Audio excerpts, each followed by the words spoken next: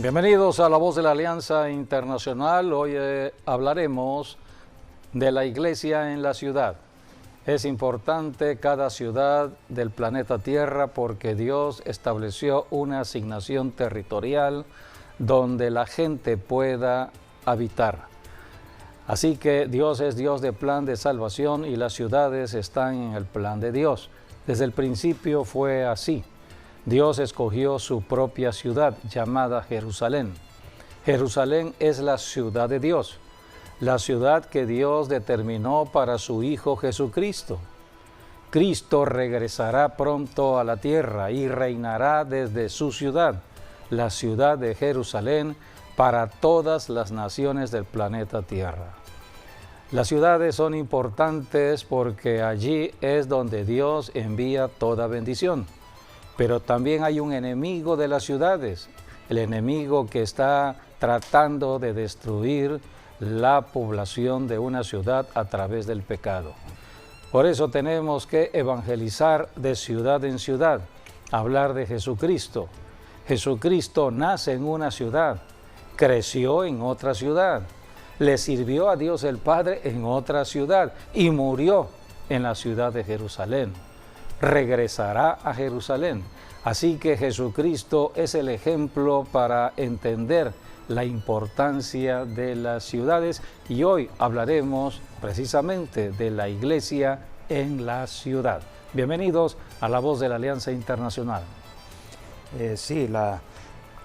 Cualquier ciudad no es nada sin un gobierno y al igual ninguna ciudad y ningún gobierno puede por sí solo sin lo que es la iglesia, porque la iglesia es la autoridad espiritual para cada ciudad, para cada territorio y todo se alinea prácticamente a la iglesia, porque la iglesia, por eso Dios la puso como cabeza y no por cola, o lo puso en una roca que es Jesucristo. Así que donde el gobierno hace su mayor esfuerzo y es válido, pero donde no puede hacer de más es lo que la iglesia sí puede hacer, como por ejemplo la iglesia sí puede destruir, ¿no?, la obra de Satanás en las ciudades, destruir por ejemplo las amenazas como los huracanes, como las tormentas y entonces vemos un efecto, todo lo que la iglesia ahora tiene un efecto positivo, como por ejemplo cuando las crisis de violencia, por ejemplo, las tasas de violencia están cayendo, por decir un ejemplo, es señal que la iglesia está orando. O cuando vemos que se decía que iba a venir lo peor a una ciudad y no vino, porque eso es el poder de Dios que ejerce la iglesia. La iglesia es la institución más poderosa de Dios aquí en la tierra y la Biblia dice en Corintios, por ejemplo, que somos embajadores de Jesucristo aquí en la tierra. Así que como embajadores representamos a Dios aquí en la tierra. Él como nuestro rey o nuestro presidente y nosotros como, ahora sí, la voz de Dios o la voz de los reyes aquí en la tierra. La iglesia es la autoridad espiritual, es la extensión misma del Señor Jesucristo. En su primera venida, Jesucristo murió en Jerusalén. Allí destruyó al que tenía el imperio de la muerte, a Satanás, el diablo. Legalmente el diablo ya está derrotado, pero dejó Jesucristo a la iglesia para continuar la obra que se inició en la cruz, para dar a conocer la victoria de Cristo de ciudad en ciudad. Solamente la iglesia puede anunciar ello. Y Dios le dio autoridad a la iglesia para mantener al diablo bajo sus pies, para proteger la ciudad. En una ciudad hay dos autoridades, la autoridad espiritual que es la iglesia y la autoridad de lo civil, la autoridad del hombre que Dios establece en los gobiernos humanos. Todo gobierno viene de Dios. Dios pone reyes y quita reyes. Así que la autoridad viene de Dios. Y Dios estableció la autoridad de lo natural, de lo físico en los gobiernos humanos, pero los gobiernos no pueden enfrentarse al diablo. no pueden enfrentarse a circunstancias que tienen que ver con los fenómenos de la naturaleza usadas por el diablo para destruir ciudades. En cambio, la iglesia sí, porque la iglesia se mueve por medio del Espíritu Santo para destruir las obras espirituales del diablo. A través de la oración y del ayuno, la iglesia está protegiendo la ciudad. La iglesia está haciendo guerra a favor de la ciudad. La iglesia está anunciando la victoria de Jesucristo de ciudad en ciudad para que las poblaciones no caminen con miedo y temor al diablo, porque ya el diablo fue derrotado en la cruz del Calvario. Ahora la iglesia de generación en generación tiene que predicar la victoria de Jesucristo hasta su regreso. Hoy estamos en el siglo XXI, la iglesia del siglo XXI, y debemos entender de que la guerra se ha ido intensificando. El diablo está atacando nuestras ciudades como nunca. Lo estamos viendo como hay matrimonios destruidos, hijos destruidos, gobiernos que han sido afectados por el diablo. Pero la iglesia está aquí precisamente para ayudar a todos los gobiernos. Por eso la oración y el ayuno son importantes. Así que hoy hablaremos precisamente de la importancia de la iglesia en la ciudad. Y el principio está en la salida que hizo Israel de Egipto. Dios la llevó hacia la tierra prometida y Dios dijo que allí en la tierra prometida, donde se establecería la nación de Israel, Dios escogería su propia ciudad, una ciudad en el planeta Tierra, la ciudad de Jerusalén. Pero Jerusalén iba a ser importante por el templo de Dios. Jerusalén solamente tendrá la relevancia por el templo de Dios. Y Dios estableció que en la ciudad de Jerusalén se construiría el templo, porque es a través del templo donde hay oración. Era la función del templo, orar para cambiar las circunstancias de la ciudad y de las naciones enteras. Jesucristo dijo, mi casa, refiriéndose al templo, mi casa será casa de oración para todas las naciones del planeta Tierra. El templo de Dios, hoy, a los tiempos de la iglesia, son nuestros cuerpos, los cuerpos de los cristianos. Cada cuerpo de un cristiano es un templo. Por eso la suma de cristianos, la congregación de todos los cristianos, son varios templos que se reúnen para orar. Hay poder en la oración conjunta, hay poder en la oración congregacional, porque todos unidos están a favor de la ciudad. La Biblia habla, vamos a ir a la Biblia, donde en Segunda de Crónicas, aquí tenemos la dedicación del templo en Jerusalén, en el capítulo 6 de Segunda de Crónicas, versículos 5 y 6.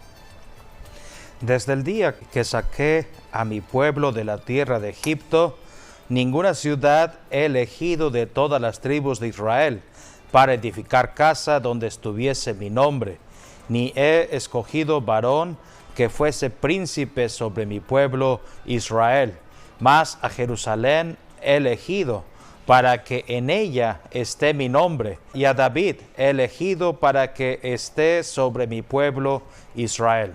Aquí habla de dos gobiernos, el gobierno de David, que representaría el gobierno de lo natural, el gobierno de lo humano.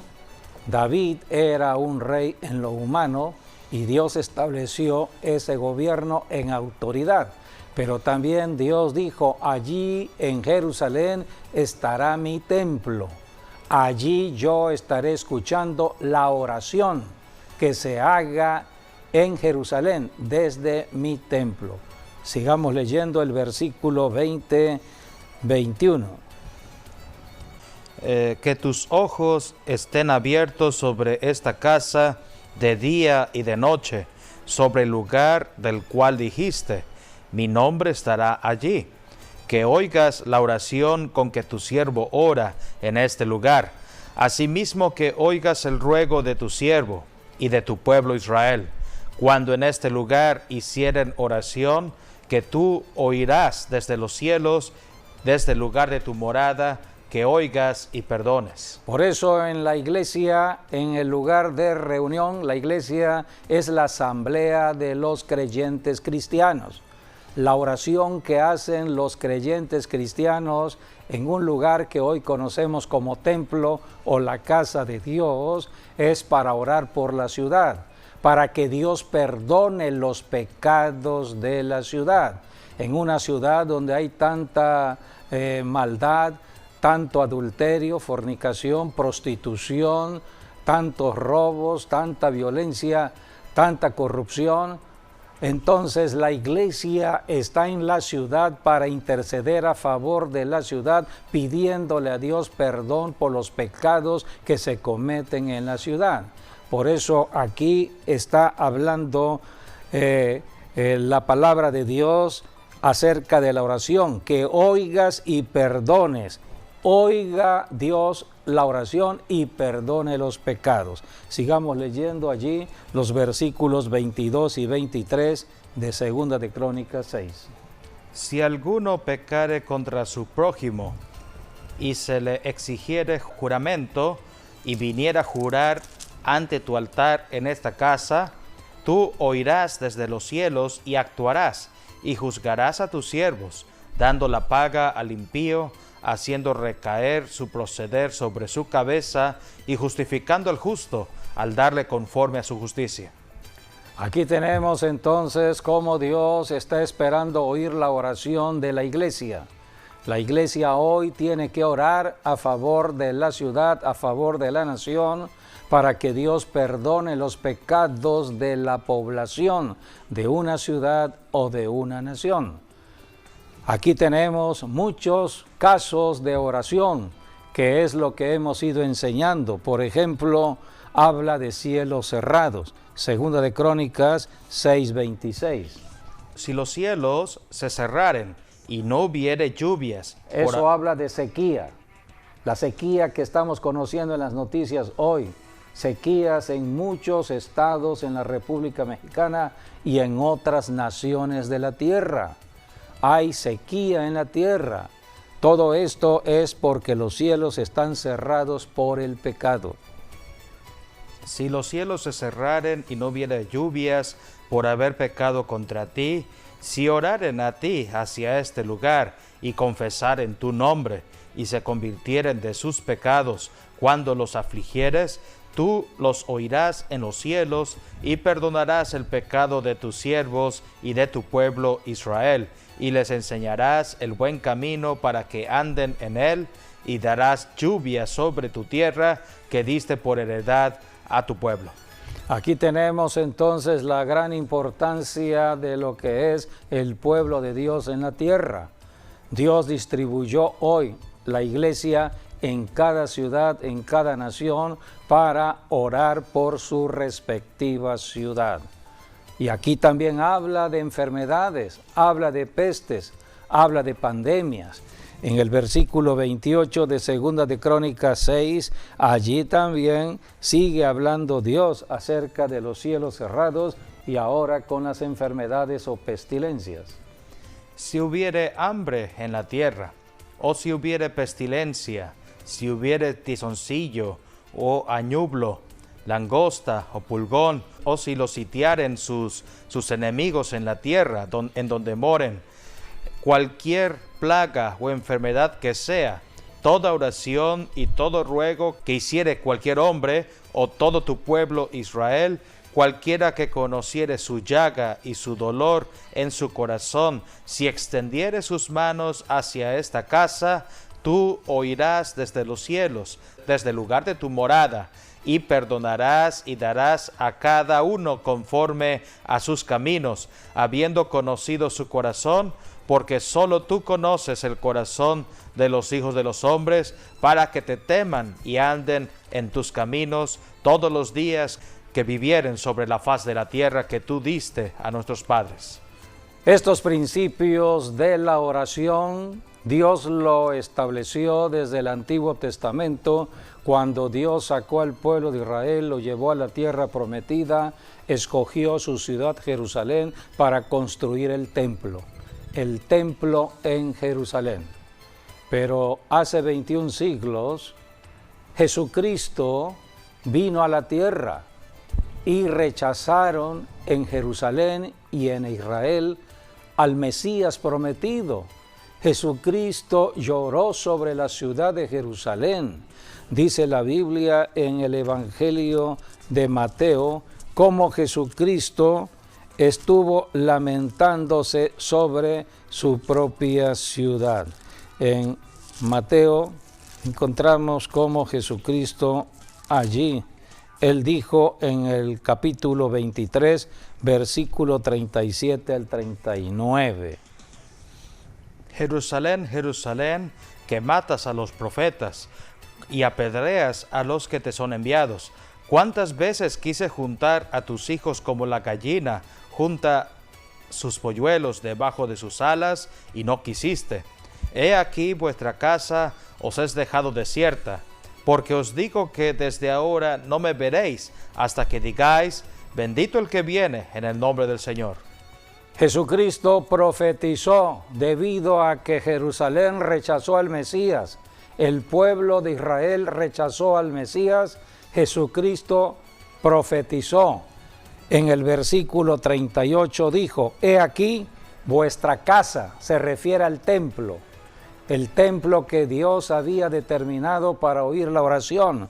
Jesucristo dijo, he aquí vuestra casa os es dejada desierta, porque os digo que desde ahora no me veréis hasta que digáis, bendito el que viene en el nombre del Señor. Hasta hoy el pueblo de Israel está esperando la primera venida de Cristo, cuando ya Cristo vino, porque sus ojos están cerrados. Dios dio nacimiento por eso a la iglesia cristiana, la iglesia formada por gentiles y judíos.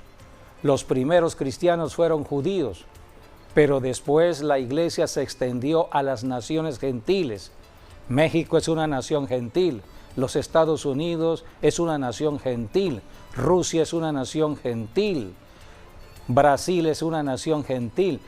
Todas las naciones que no es Israel somos gentiles. Así que hoy estamos en un tiempo donde la iglesia en su mayoría es gentil. Y Dios determinó ahora que el templo ya no sería un edificio construido por piedra, sino que ahora el templo sería el cuerpo humano del creyente. Eso está en 1 Corintios. Allí el Espíritu Santo, por medio del apóstol Pablo, está hablando ahora del templo que es el cuerpo. En el capítulo 6 de 1 Corintios, versículos 19 y 20. ¿O ignoráis que vuestro cuerpo es templo del Espíritu Santo, el cual está en vosotros, el cual tenéis de Dios, y que no sois vuestros? Porque habéis sido comprado por precio. Glorificad pues a Dios en vuestro cuerpo y en vuestro espíritu, los cuales son de Dios. Por eso el poder de la oración está en cada cristiano que puede orar en cualquier lugar, dentro de su casa, fuera de su casa, en el camino al trabajo, en su centro de trabajo, en la escuela, en el parque. No hay límites para la oración, porque el templo es ahora movible, se va moviendo en el cuerpo del creyente. A donde el cuerpo del creyente se mueve, allí va el templo de Dios. Y donde está el templo de Dios, puede haber oración para cambiar las circunstancias de lo que el creyente está viendo. Si el creyente está viendo la maldad del ser humano, está viendo el pecado en el ser humano, allí mismo puede orar para cambiar las circunstancias de su ciudad. Así que ahora ya no hay límites para la oración. Ahora dice la Biblia, el cuerpo es el templo del Espíritu Santo. ¿Quién hace la diferencia entre el pueblo de Israel en el tiempo antiguo, cuando Dios estableció el templo, y el templo de hoy en la iglesia cristiana? El Espíritu Santo. El Espíritu Santo vino a morar dentro del cuerpo del creyente, y es a través del Espíritu Santo como ahora podemos movernos. Jesucristo mismo dio el ejemplo cuando vino a la tierra. Jesucristo fue ungido por el Espíritu Santo, y a través del Espíritu Santo Jesucristo se movió, caminó en esta tierra. Por eso hubieron milagros por la obra del Espíritu Santo en Cristo Jesús. Cuando Jesucristo hablaba la palabra, el Espíritu Santo hacía la obra del milagro. Las sanidades, las liberaciones, la multiplicación de los peces, porque Jesucristo caminaba con el Espíritu Santo. Por eso cuando Jesucristo resucitó de los muertos, le dijo a sus discípulos que Él había apartado para sí.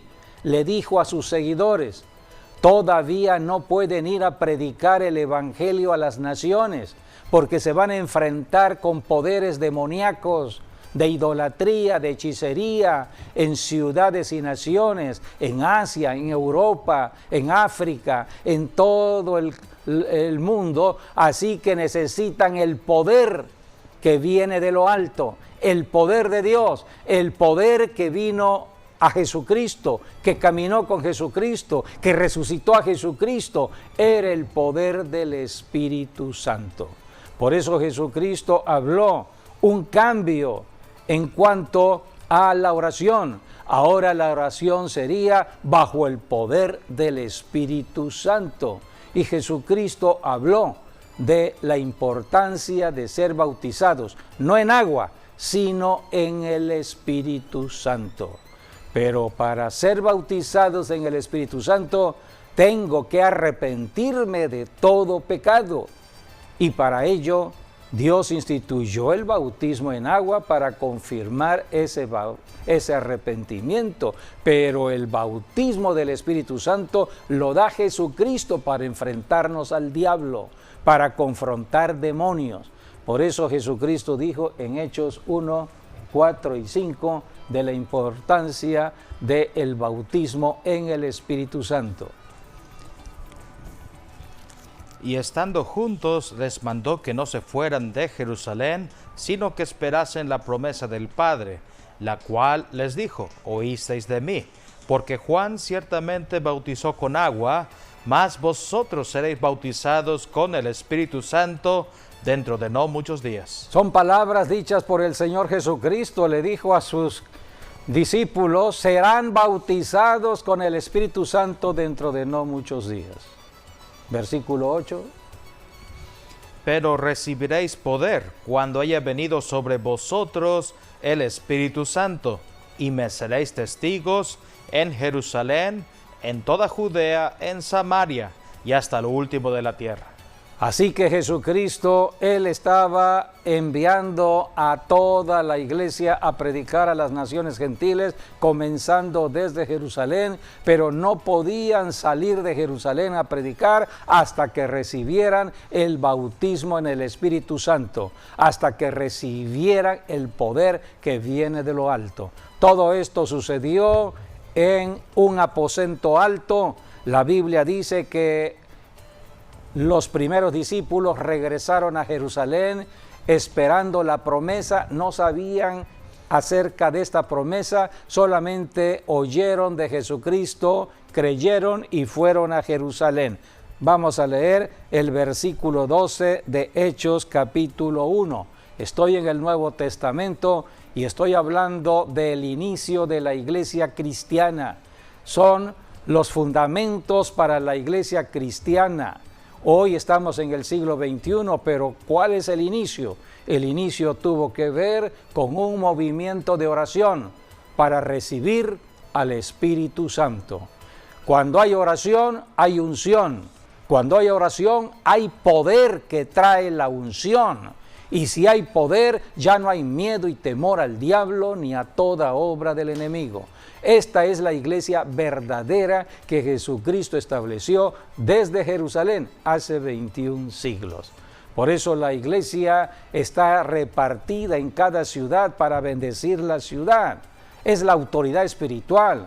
Esta autoridad no la pueden ejercer las autoridades establecidas en los gobiernos humanos, porque el diablo se mueve en lo espiritual.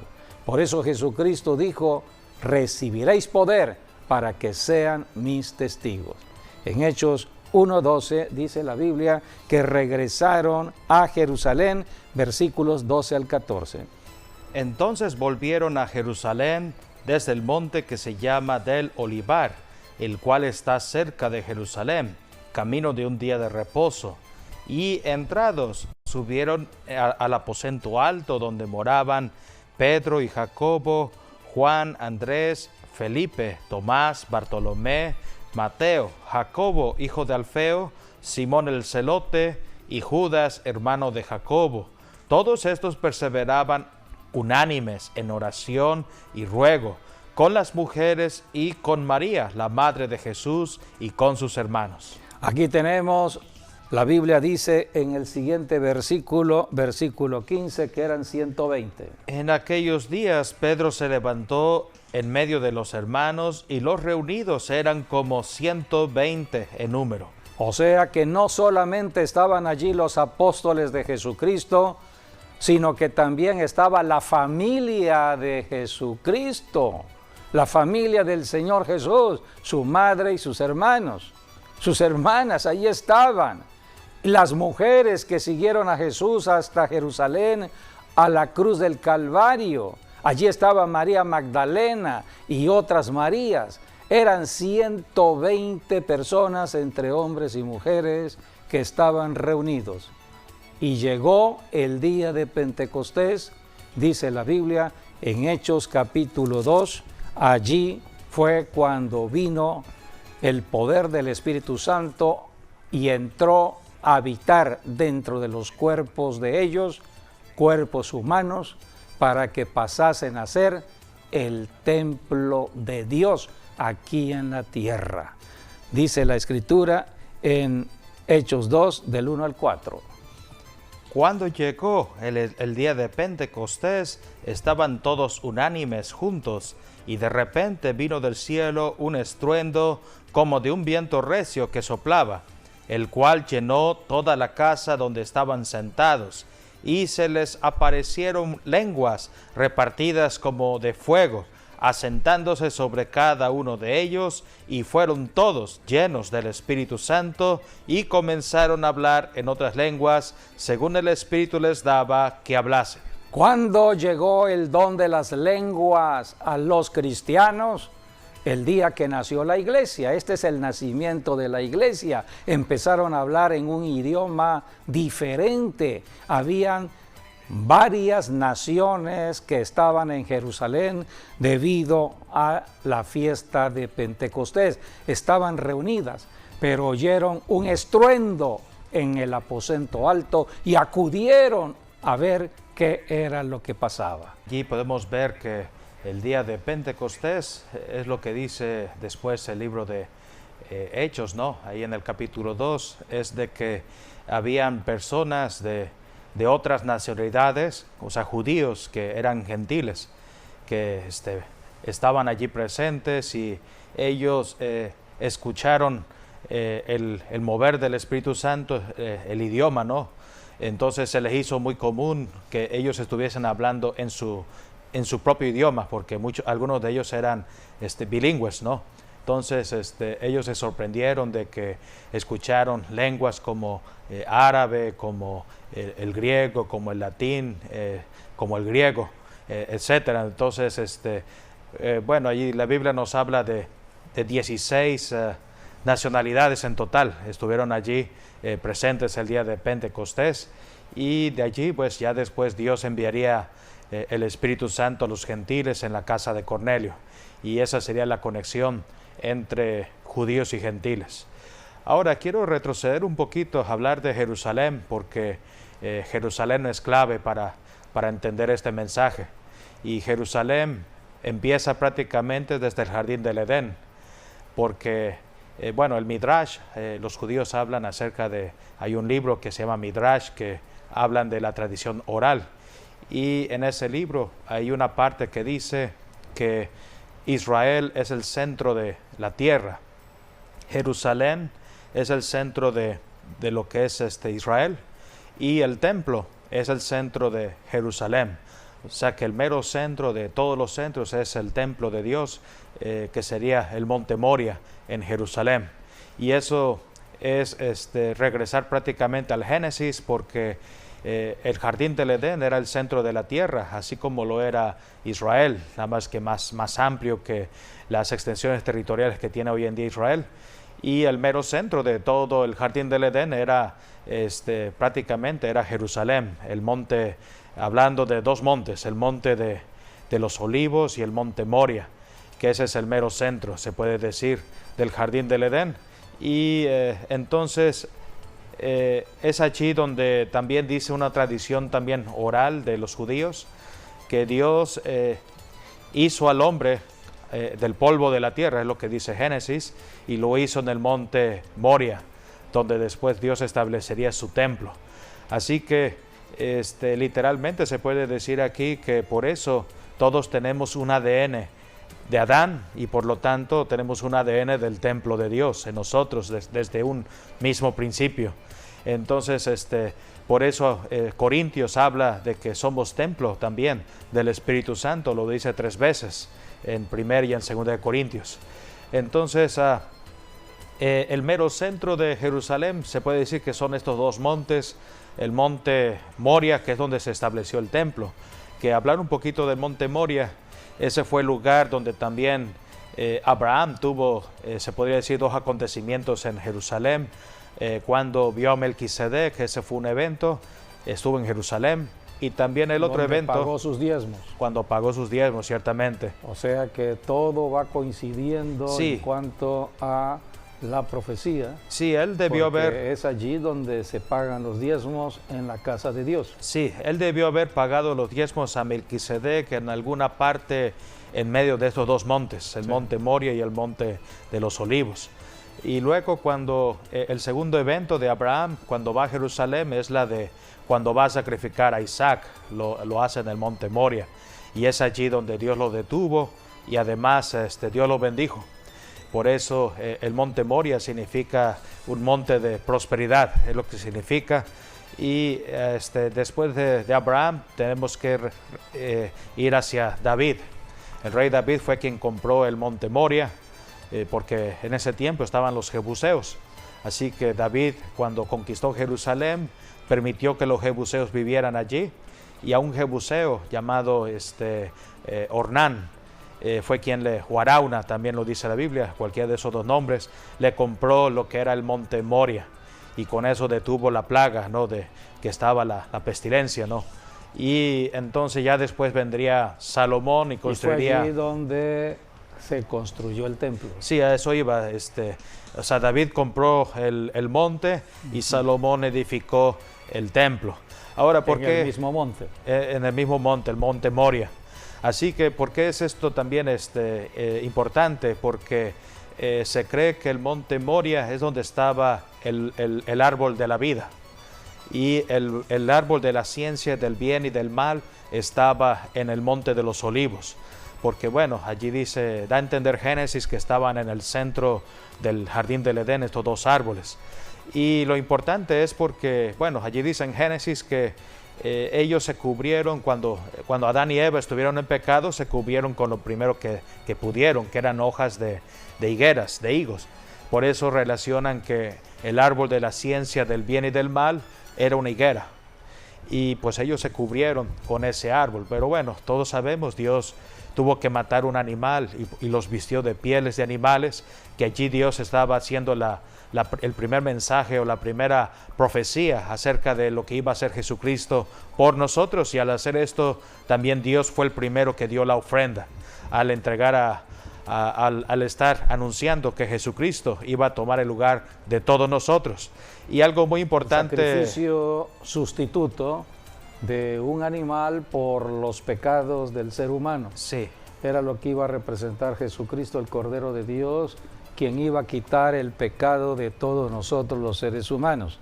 Es el sacrificio sustituto, nos sustituyó, porque nosotros como pecadores en Adán y Eva éramos los que íbamos a morir, necesitábamos ir a la muerte, porque todo el que pecare, de acuerdo a la ley, tenía que morir. Pero Dios en su misericordia puso un sustituto. En los tiempos antiguos fue el sacrificio de un animal. Dios dio la sangre para hacer remisión de pecados. Pero vino Jesucristo, llamado el Cordero de Dios, y Él nos sustituyó a nosotros en la cruz del Calvario. Por eso Cristo no representa religión alguna. Cristo no es confusión religiosa. Cristo es la salvación. Pasamos de muerte a vida.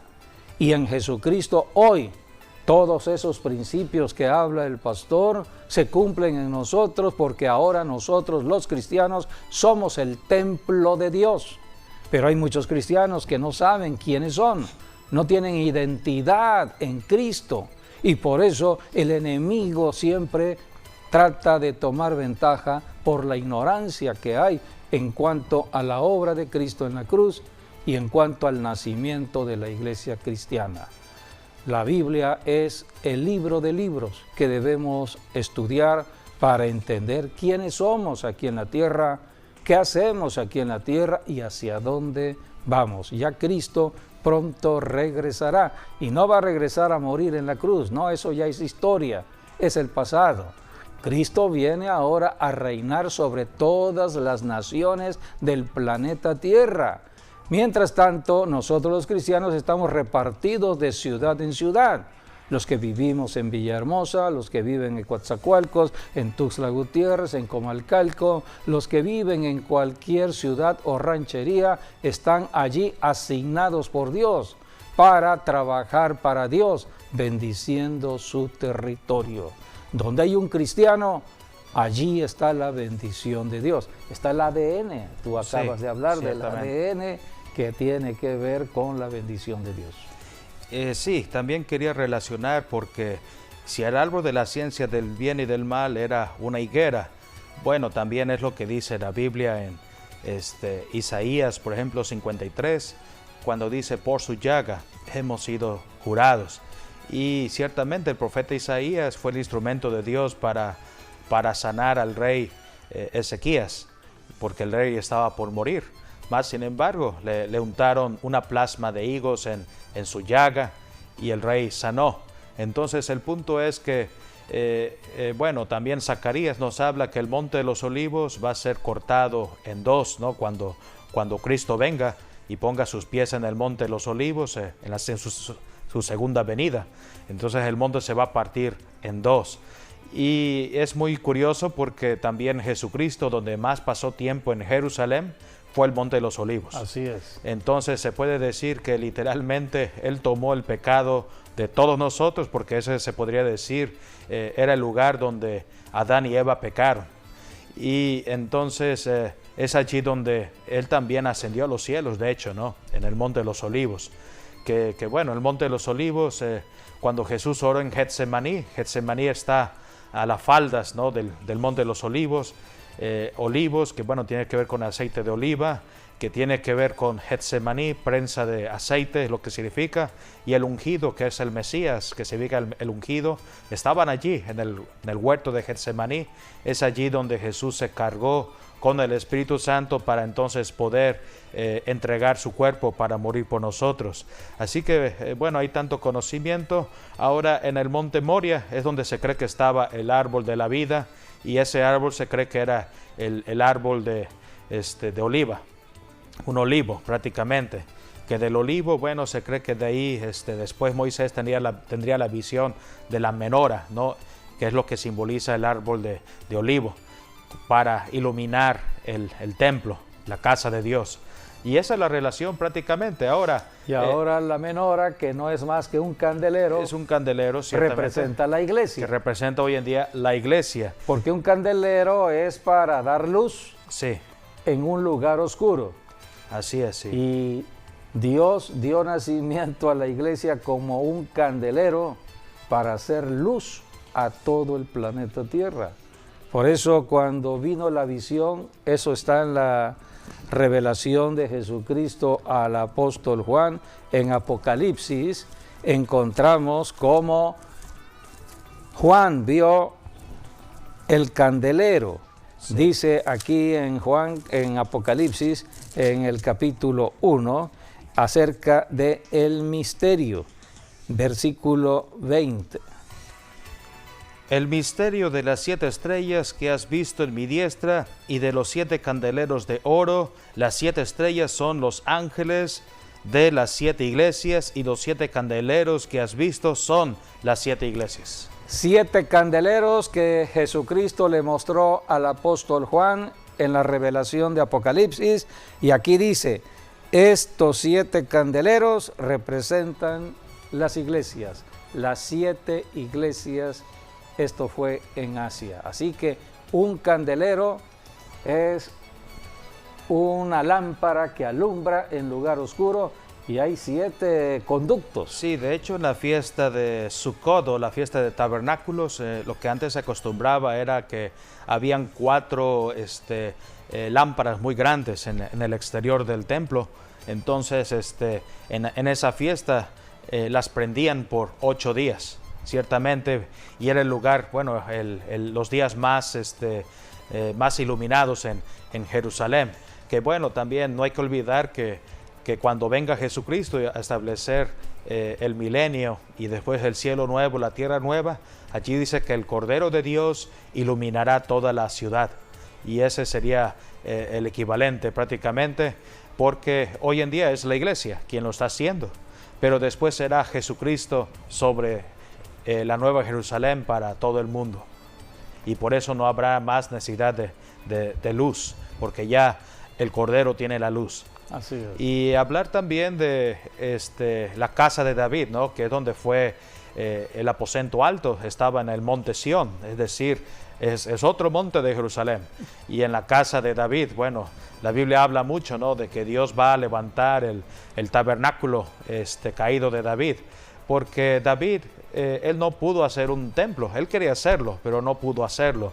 Mas sin embargo David, él dio todo, puso todos los materiales, compró el terreno, todo para el templo. Pero el aposento alto fue precisamente donde el rey David vivía prácticamente.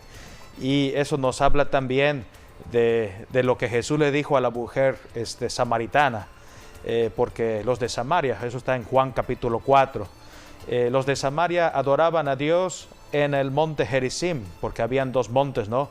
Gerizim, el de bendición, Ebal, el de maldición.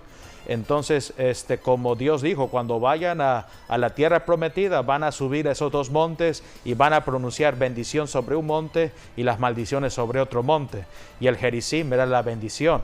Entonces todos bendición los samaritanos, cuando hay obediencia a los mandamientos de Dios, sí, y maldición cuando hay desobediencia a los mandamientos de Dios. Así es. Por eso en el mundo estamos viendo ciudades bajo bendición y ciudades bajo maldición, porque cuando hay obediencia a los mandamientos de Dios, están los cielos abiertos. Hay desobediencia a los mandamientos de Dios, están los cielos cerrados.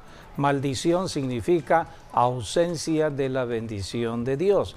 Así que Dios estableció todo esto desde el principio. Cuando el pueblo de Israel entró a la tierra prometida, Dios dijo que irían a estos 2 montes a establecer tanto la bendición como la maldición, para que no se les olvidara que tenían que estar meditando en la palabra de Dios. Y hoy la palabra la tenemos en la Biblia. Todos los días debemos estar meditando, reflexionando en la palabra de Dios, porque en la obediencia a la palabra, aplicando la palabra a mi vida, yo soy bendecido y puedo bendecir a otras personas hablando la palabra de Dios. Pero si no hablo la palabra, los cielos están cerrados, y entonces en lugar de bendición hay cielos cerrados, hay tinieblas, y el príncipe de las tinieblas es quien toma lugar. y toma ventaja porque no se está hablando la palabra. De allí la importancia de predicar el evangelio en la ciudad. De allí las campañas evangelísticas que hemos conocido en lugares públicos, para que toda la ciudad pueda ir a oír la palabra y ser bendecida por la palabra de Dios. Así que Dios estableció todo desde el principio. Dios creó al hombre para tomar decisiones. Adán y Eva eran personas que tomaron sus decisiones en su libre albedrío. Dios puso dos árboles, el árbol que Dios se apartó para sí, el árbol de la ciencia del bien y del mal, y el árbol que sí podían comer, el árbol de la vida. Y Dios dijo que solamente podían comer del árbol de la vida y no del otro árbol. El día que comieran del otro árbol iban a morir. Y esto fue lo que sucedió. La muerte espiritual entró, y con la muerte espiritual se acortaron los días, muerte física, y entró la muerte eterna. A esto vino Jesucristo, a cambiar la muerte eterna en vida eterna. Solamente en Cristo hay vida eterna. Por eso la iglesia está predicando a Jesucristo, para que la iglesia pase de maldición a bendición, de tinieblas a luz, para que la ciudad pueda ser alumbrada. La ciudad es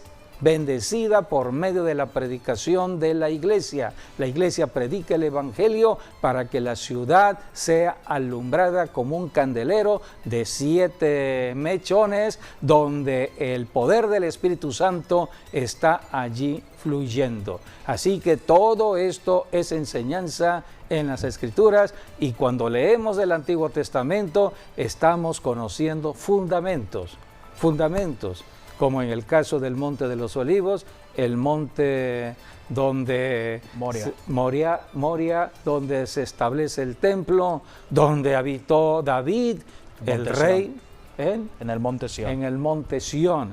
Así que todo esto es conocimiento importante para todo cristiano, y de esta manera caminar en la verdad y ser libres de todo engaño del enemigo. Sí, llega un momento entonces en Juan capítulo 4, ¿no?, donde está Jesús y la mujer samaritana platicando. Entonces llega el momento cuando la mujer samaritana le dice a Jesús, ustedes dicen que en Jerusalén es donde se tiene que adorar a Dios. Se está refiriendo al monte Moriah, ¿no?, donde estaba el templo, porque los judíos iban allá, pero los samaritanos iban a Gerizim y todas sus fiestas allí lo hacían. Entonces Jesús es cuando le dice, va a llegar el tiempo o el lugar donde ni en este monte ni en Jerusalén, sino en todas partes, porque Dios busca adoradores que le adoren en espíritu y en verdad. Y allí Jesús está diciendo, ya está viniendo esa hora. Es decir, cuando Él muriera por nosotros, ¿no? Él murió no solamente por los judíos, sino murió también por los gentiles, por todos en general. Entonces dice, ahora ya no es necesario el ir a Jerusalén, por ejemplo, o ir hasta el monte Moria, o al monte Gerizim tampoco, porque ahora en cualquier parte Dios te puede escuchar, Dios te puede oír, y Él puede ir en tu ayuda, en tu socorro. Entonces lo único que Dios está buscando es adoradores que le adoren en espíritu y en verdad. Sí, eso está aquí en Juan 4, 23 y 24, cuando Jesús le dijo a esta mujer, mas la hora viene y ahora es cuando los verdaderos adoradores adorarán al Padre en espíritu y en verdad, porque también el Padre tales adoradores busca que le adoren. ¿Cómo podemos adorar a Dios en espíritu y en verdad? Solamente por el Espíritu Santo. Por eso, ¿cuál es el cambio que hubo en el nuevo pacto, en el Nuevo Testamento? El cambio fue que el Espíritu Santo vino a morar dentro del cuerpo humano. Todo creyente en Cristo es casa, habitación del Espíritu Santo. Por eso somos el templo del Espíritu Santo, y no hay límites. Donde hay un cristiano está el poder de Dios para bendecir ese territorio. puedes bendecir tu casa, puedes bendecir la colonia donde vives, puedes bendecir la oficina donde trabajas, puedes bendecir la escuela donde puedan estar estudiando tus hijos, puedes bendecir el gobierno mismo donde están todos los gobernantes trabajando, puedes bendecir ese territorio, bendecir tu propia ciudad. Bendice lo que hay en tu ciudad, bendice el campo, bendice los ríos, bendice las aguas, bendice todo. Tienes que darle gracias al Señor por el sol que hace salir sobre la ciudad, tanto para buenos como para malos. Debemos ser agradecidos. Dios está esperando la gratitud desde la tierra al cielo, y solamente los adoradores en espíritu y en verdad pueden hacerlo. Por eso dice aquí, Dios es espíritu, y los que le adoran en espíritu y en verdad es necesario que adoren. Todo cristiano ahora tiene la oportunidad de hacerlo en cualquier lugar, a cualquier hora del día, sea de día o de noche. No hay límites para la oración, y a través de la oración cambiar toda circunstancia adversa aquí en la tierra. Esta es la gran bendición de la iglesia en la ciudad. Jesucristo, por eso, cuando vino a la tierra hace 21 siglos, Él dio la enseñanza. La Biblia dice en Mateo 9:35 que Jesucristo recorría ciudades y aldeas. Hoy las ciudades están bendecidas debido a la iglesia. Solamente el cristiano puede bendecir, porque fuimos llamados precisamente a bendecir y no a maldecir. Solamente en Cristo está la bendición.